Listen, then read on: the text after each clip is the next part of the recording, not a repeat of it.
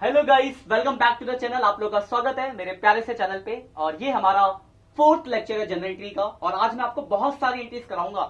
तो ये काफी इंपॉर्टेंट लेक्चर भी कह सकते हो आप, क्योंकि इसमें बहुत सारी इंपॉर्टेंट एंट्रीज आएंगी और वो एंट्रीज आएंगी जिसमें सबसे ज्यादा बच्चों को डाउट होता है। और रीजन ये नहीं है कि एंट्रीज मुश्किल है, रीजन सिर्फ एक ही है कि ये एंट्री बार बार नहीं आ रही होती है। जो एंट्री बार बार आती है उसको आप याद कर लेते हो, याद हो जाती है। पर जो एंट्री ही पूरे 10 मतलब 20 क्वेश्चन आपके टोटल जनरल के, और उसमें देखो तो 2-3 जगह मिल जाएंगी।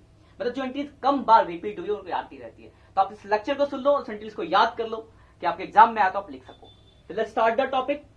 तो सबसे पहला जो आपको दिख रहा होगा यहाँ पे, वो आपको है गुड्स लॉस बाई फायर और थीफ। दिख रहा है आपको यहाँ पे, मैं थोड़ा सा अंडरलाइन कर दूं, देखो थीफ और फायर।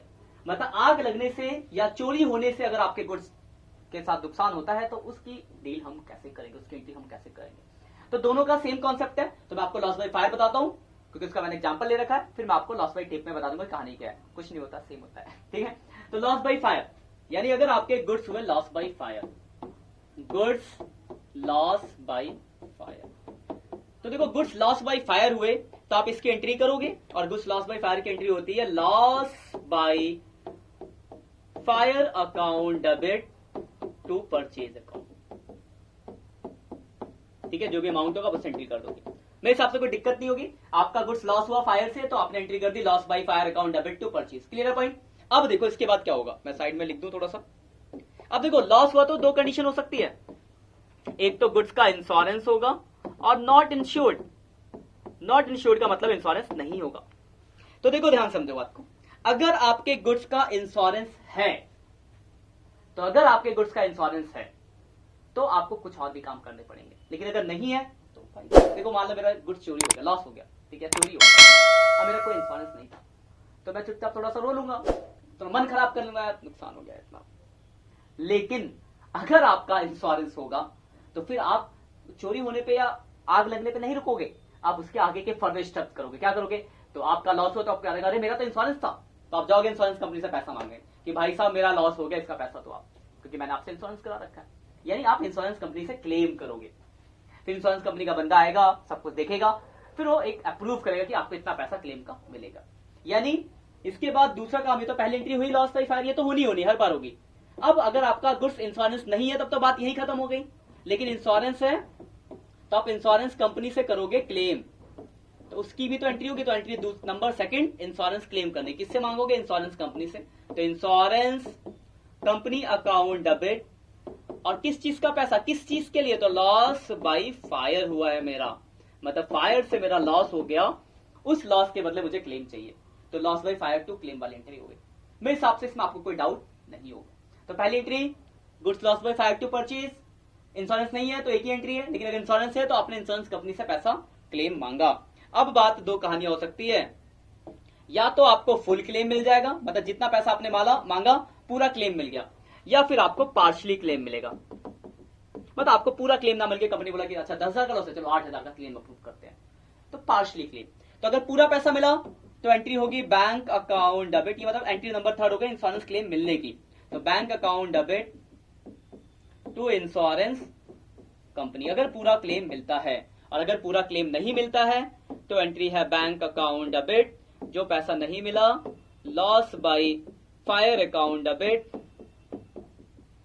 To insurance company. ठीक है, तो देखो एक बार ध्यान से देख लो, इसके स्क्रीनशॉट ले लो आप पहले तो फटाफट। अब एंट्री समझो ध्यान से क्या क्या है। पहला आपका गुड्स लॉस बाई फायर हुआ, तो गुड्स लॉस बाई फायर की एंट्री, ठीक है, तो एंट्री हुई goods loss by fire account debit to purchase, ये एंट्री पहली तो होनी है। उसके बाद आपने क्या करा, अगर इंश्योरेंस, दो बात होगी, इंश्योरेंस नहीं या फिर है, नहीं है तो भूल जाओ, अगर है तो आप इंश्योरेंस कंपनी से पैसा मांगोगे, तो insurance company account debit to loss by fire, फिर आपको पैसा मिलेगा, तो bank account debit to insurance company, पूरा मिला, कम मिला तो bank account debit loss by fire to insurance company. इसका स्क्रीनशॉट ले लो फटाफट, फिर मैं आपको इसका क्वेश्चन दिखाऊंगा तो आप अच्छे से क्लियर रिलेट कर पाओगे और क्लियर कर पाओगे। ले लिया आपने स्क्रीनशॉट, बढ़ते अब क्वेश्चन की तरफ आते हैं।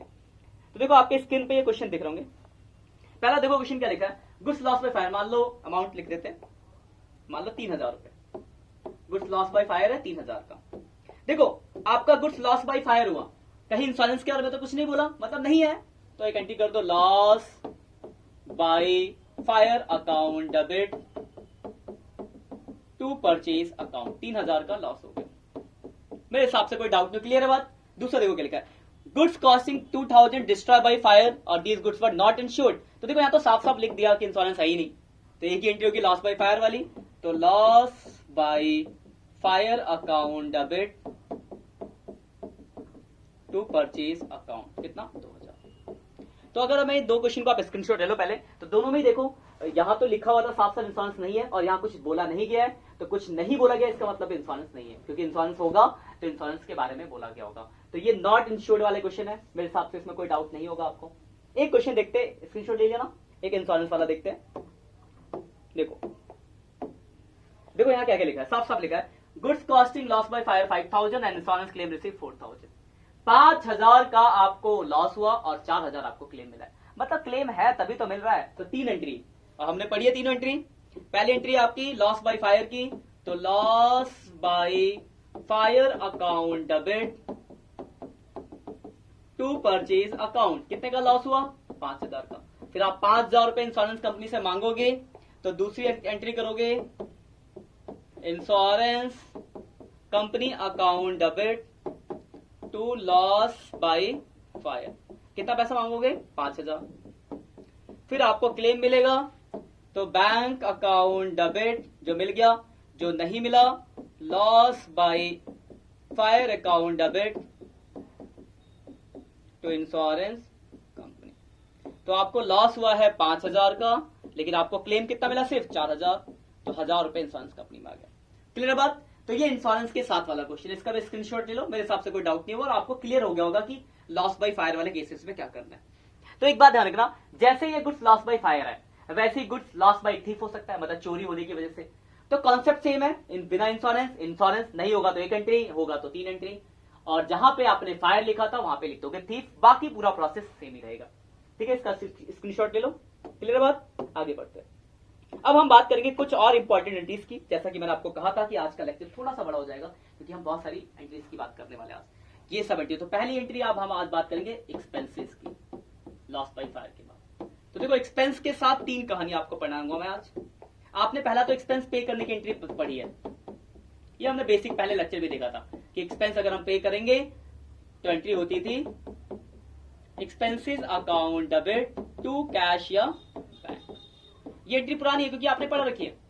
अब हम कुछ और 2 नई एंट्री की बात करते हैं। कभी कभार ऐसा भी तो होता है कि हमें एक्सपेंस पे करना बाकी है, आउटस्टैंडिंग एक्सपेंसेस, तो क्या एंट्री होगी, या फिर हमने एडवांस में पे कर दिया एक्सपेंस यानी प्रीपेड एक्सपेंसेस, तो क्या होगी एंट्री। तो ध्यान रखना, ध्यान से समझ लो बात को। तो अगर एक्सपेंस देखो पे किया तो expense account debit to cash, clear है।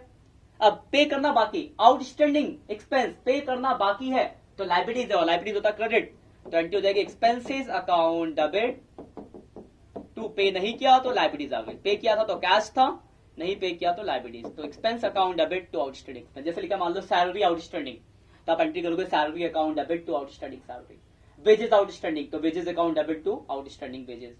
ठीक है, और अगर वही प्रीपेड होगा तो प्रीपेड होता आपका एसेट्स, एडवांस में पे कर दिया तो prepaid expenses account debit to expenses. जैसे मान लो लिखा है रेंट पेड इन एडवांस, आपने एडवांस में रेंट पे किया तो prepaid rent account debit to rent, commission paid in advance तो prepaid commission to commission. Screenshot ले लो। एक्सपेंस में देखो 3 केस, पहला एक्सपेंस पे किया, आउटस्टैंडिंग, प्रीपेड। ठीक है, ये तो कॉमन है, ये 2 नए थे, स्क्रीनशॉट ले लिया।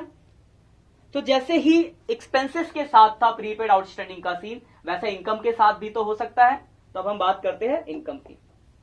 तो इनकम के साथ भी 3 केसेस आ सकते हैं। इनकम किसकी बात कर रहा हूं, इनकम की। तो पहला केस इनकम रिसीव हुआ, तो क्या एंट्री होगी, ये हमने पढ़ रखी है पहले से। दूसरा मिलना बाकी, क्या कहते हैं उसको, अक्रूड बोलते हैं, अक्रूड इनकम, और एडवांस मिल गया तीसरा, एडवांस इनकम। तीनों केस में हम एंट्रीज को जरा सा देख लेते हैं। पहला बात करते हैं, इनकम मिला, तो इनकम मिलने की एंट्री आपने पढ़ी है कि हाँ सर हमें तो पता है, पहले से पढ़ी है, कैश या bank account debit to income. जैसे कमीशन मिलेगा तो cash account debit to commission, interest मिला cash account debit to interest, जो भी मिलेगा इनकम। तो ये तो पहला क्लियर है। अब हम बात करते हैं अगर अक्रूड, मिलना बाकी है, तो मिलना बाकी है इनकम तो आपको याद होगा एक्रूड इनकम सर ने बताया था कि एसेट्स होता है, और एसेट्स होते हैं डेबिट, तो डेबिट करना पड़ेगा। तो एंट्री होगी accrued ACCRUED accrued income account debit to income. वही अगर एडवांस है तो आपको याद होगा एडवांस इनकम होती है लायबिलिटीज, तो आप एंट्री करोगे income account debit to advance income. ठीक है, 3 एंट्री है। पहला अगर इनकम मिला तो cash account debit to income, मतलब मिलना बाकी है अक्रूड है तो मिलना बाकी एसेट्स, तो अक्रूड कमीशन मतलब accrued income to income. Advance मिल गया तो income account debit to advance income. जैसे एग्जांपल लेते हैं, स्क्रीनशॉट ले लो आप इसकी एंट्रीज की, फिर एग्जांपल लेता हूं, बाकी मैं क्वेश्चन तो कराऊंगा आपने, कुछ क्वेश्चन भी रखे मैंने। जैसे मान लो लिखा है कमीशन रिसीव, तो cash account debit to commission, क्योंकि इनकम का नाम क्या है कमीशन है। स्क्रीनशॉट ले लिया ना आपने, स्क्रीनशॉट ले लो पहले, है ना। तो cash account debit to commission हो गया एंट्री। दूसरा लिखा है कमीशन रिसीव इन एडवांस, ये वाला है, तो एंट्री क्या होगी इनकम का नाम क्या कमीशन, तो commission account debit to advance commission. मिलना बाकी commission till to be receive, मिलना बाकी है तो accrued commission account debit to commission. तो वही इनकम का जो भी नाम होगा नाम चेंज होगा, बाकी कहानी पूरी प्रोसेस यही रहेगी। ठीक है, आगे बढ़ते हैं, कुछ और एंट्री की बात करते हैं। मान लिखा है interest on capital, interest on drawing.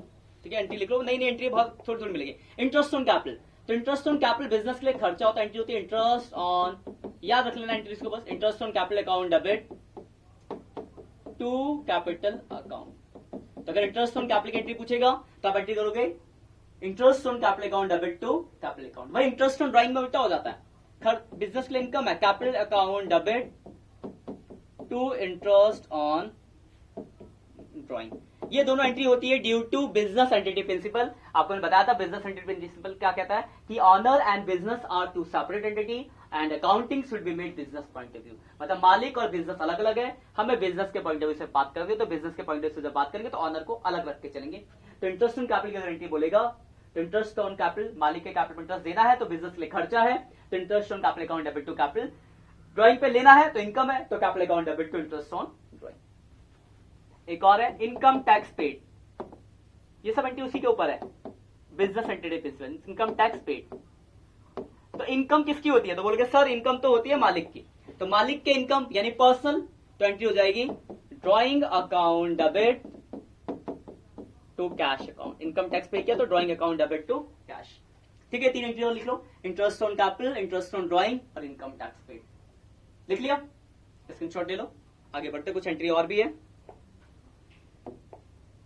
ये एंट्री तो भैया आपको याद ही रखनी पड़ेगी। अगली एंट्री क्लोजिंग स्टॉक, क्योंकि इसका अकाउंट ही आप बातें पढ़ा हुआ सीखोगे। क्लोजिंग स्टॉक की एंट्री होती है closing stock account debit to trading account. देखो आज मैंने बहुत सारी एंट्री कवर अप करा दी है, ठीक है, इसको भी लिख लो, लिख लिया। अब हम एक कुछ क्वेश्चन मैंने रखे और क्वेश्चन देख लेते हैं। ये सब एंट्रीज का आप शॉर्ट मतलब कहते हैं उसको नोट्स बना लो, ध्यान में मैं बार बार बोल रहा हूँ कि नोट्स बना लो, एंट्री एक जगह लिखो, सारी जो भी एंट्रीज हो रही है, सारे लेक्चर को एक साथ कवर अप कर लेना। अभी भी 2-3 लेक्चर और होंगे और कवर करके बनाना बढ़िया सा। अगला है, जैसे पहले एंट्री है रेंट ड्यू टू लैंडलॉर्ड। देखो रेंट ड्यू टू लैंडलॉर्ड, मालिक को रेंट देना बाकी नहीं, आउटस्टैंडिंग है, तो आउटस्टैंडिंग वाली एंट्री रेंट आउटस्टैंडिंग। तो एंट्री क्या होगी, तो बोलोगे sir rent account debit to outstanding rent. Format होगा जनरल वाला, नरेशन लिखोगे बीइंग रेंट आउटस्टैंडिंग। क्लियर है बात। Salary due to staff, salary pay करना बाकी स्टाफ को, दैट इज आउटस्टैंडिंग सेम। तो एंट्री क्या होगी सर, तो एंट्री होगी salary account debit to outstanding salary. मेरे हिसाब से कोई डाउट नहीं होगा। क्लियर पॉइंट, दोनों का स्क्रीनशॉट ले लो, दोनों एंट्री होगी आपकी, मेरे हिसाब से नहीं लगता कोई दिक्कत। क्लियर है ना, आगे बढ़ते हैं। 8-10 एंट्री रखी है मैंने, 2 हो गई आपकी। अगली एंट्री देखो क्या है, अगली एंट्री आपकी interest due but not receive. Interest due but not receive मतलब इंटरेस्ट मिलना बाकी है, मिलना बाकी है नहीं, अक्रूड इनकम, तो अक्रूड इनकम वाली एंट्री। तो क्या करोगे, accrued interest account debit to interest account. मतलब बेसिकली आपको फॉर्मेट अगर याद मतलब एंट्री याद हो तो डायरेक्ट बदलना है पहचान के। यहाँ क्या था, interest due but not receive मतलब मिलना बाकी है यानी अक्रूड है, तो अक्रूड वाली एंट्री होगी accrued interest account debit to interest. Clear है, अगला देखो लिखा out of the rent paid 5,000 for the next year. मतलब जितना भी हमने रेंट पे किया है उसमें से 5,000 नेक्स्ट ईयर का है, आगे का पे करा है, डेट इज क्या हुआ, प्रीपेड एक्सपेंस। तो प्रीपेड एक्सपेंस वाली एंट्री, तो एंट्री क्या हो जाएगी आपकी, प्रीपेड क्या है, रेंट है, तो rent account debit to rent account. देखो एंट्री याद है, बस लिख देना है। तो एंट्री होगी prepaid rent account debit to rent. Clear है बात, इसका भी स्क्रीनशॉट ले लो। ये सारी एंट्री आप खुद से कर लेना है ना, बुक के ही क्वेश्चन है, अलग से नहीं करा रहा मैं। आगे बढ़ते हैं, अगली देखो एंट्री क्या है। अगली एंट्री है, हाँ देखो डेप्रिसिएशन। तो डेप्रिसिएशन की एंट्री अगर आपको नहीं लिखाई तो बता दो, डेप्रिसिएशन का मतलब क्या होता है, साइड में लिख लो। डेप्रिसिएशन का मतलब है एसेट्स की वैल्यू कम होना, क्योंकि एसेट्स पे ही लगता है डेप्रिसिएशन। तो जब भी एसेट्स पे डेप्रिसिएशन लगेगा तो एंट्री करोगे, डेप्रिसिएशन आपके लिए खर्चा है, तो डेप्रिसिएशन अकाउंट डेबिट टू जिस भी एसेट्स पे लगा होगा, मशीनरी, बिल्डिंग, फर्नीचर। तो जब भी डेप्रिसिएशन और एसेट्स की एंट्री आएगी तो depreciation account debit to assets. जैसे इसमें प्रोवाइड 10% डेप्रिसिएशन ऑन फर्नीचर, और 1 लाख का फर्नीचर है, 10,000 डेप्रिसिएशन हो गया, तो एंट्री क्या होगी सर, तो depreciation account debit to furniture account, और कितना, 1 लाख का 10% यानी 10,000 से एंट्री होगी। ध्यान रखना जहां पे एंट्री करोगे नरेशंस और फॉर्मेट रहेगा ही रहेगा, वो बात ध्यान रखना, वो अलग से नहीं कि नहीं होगा, नहीं बोला सर तो नहीं करना ही करना जहां भी है। अगला देखो क्या, goods use in making furniture. देखो लिखा गया हमने गुड्स को यूज करा फर्नीचर बनाने में, मतलब हमने गुड्स से फर्नीचर बना दिया, गुड्स से क्या बना दिया, फर्नीचर बना दिया। ध्यान रखना कभी भी कोई ऐसा कॉन्सेप्ट हो और उसमें 2 वैल्यू दियो, सेल वैल्यू और कॉस्ट वैल्यू, तो हमारा तो जितने का कॉस्ट था उतना ही गुड्स यूज हुआ ना, तो हमें याद रखना हमेशा कॉस्ट प्राइस लेना है, तो कॉस्ट से एंट्री होगी। और गुड्स से फर्नीचर बनाया, तो यहाँ पे एंट्री क्या, फर्नीचर बनाया तो फर्नीचर आ गया, फर्नीचर अकाउंट डेबिट, और गुड्स चले गए तो टू परचेज अकाउंट। सिंपल सा लॉजिक है, 4,000 से एंट्री होगी। ध्यान रखना कॉस्ट से लिखना है, और लॉजिक समझ गए, गुड्स से फर्नीचर बनाया तो फर्नीचर बढ़ा और गुड्स कम हुआ, फर्नीचर बढ़ा तो डेबिट, गुड्स कम हुआ तो क्रेडिट, तो furniture account debit to purchase. Screenshot ले, दोनों एंट्री का, मेरे हिसाब से कोई दिक्कत नहीं होगी। आगे बढ़ते हैं, अब देखो अगली एंट्री आपकी इंटरेस्ट ऑन कैपिटल। लिखवाई थी इंटरेस्ट ऑन कैपिटल की एंट्री, बोल हाँ सर एंट्री लिखवाई थी, interest on capital account debit to capital account. तो इंटरेस्ट ऑन कैपिटल की एंट्री हो गई, capital interest on capital account debit to capital account. अगला इंटरेस्ट ऑन ड्राइंग, इसकी भी लिखाई थी उल्टी हो जाएगी, तो एंट्री क्या हो जाएगी, capital account debit to interest on drawing 1500। ये 2 एंट्री भी क्लियर है, बात है, लिख लो सीधे, ये सब एंट्री सीधी सीधी आएगी, आपको एंट्री याद है लिख देना है, इसके स्क्रीनशॉट ले लो। हाँ अब देखो कुछ 2 एंट्री और है, इनकी बात करते हैं, ये थोड़ा टॉपिक भी है, तो टॉपिक की समझ के लिखा है expenditure on installation of machine and construction of building. पहले ध्यान से समझना बात को, फिर मैं एंट्री लिख दूंगा तो समझ ही जाओगे, कुछ नहीं है। देखो सपोज करो मैं एक बिल्डिंग बनवा रहा हूँ, ध्यान समझना, तो बिल्डिंग बनाने में ईंट, पत्थर, लोहा, सीमेंट, छड़ सब कुछ लगता है, और लेबर भी तो लगते हैं। तो मान लो 50 लाख का मटेरियल लगा और 10 लाख रुपए लेबर का किराया लगा, तो एक बात बताओ, बिल्डिंग तो मुझे 60 लाख की पड़ी ना, मतलब कंस्ट्रक्शन के टाइम पे मजदूरी भी तो बिल्डिंग का ही पार्ट है। तो जब भी हम कोई एसेट्स क्या कोई कंस्ट्रक्शन कराते हैं, मतलब खरीदते या बनाते, उस टाइम जो भी खर्चा पे करते हो उसकी कॉस्ट का ही पार्ट होता है, तो उसी में जुड़ जाएगा।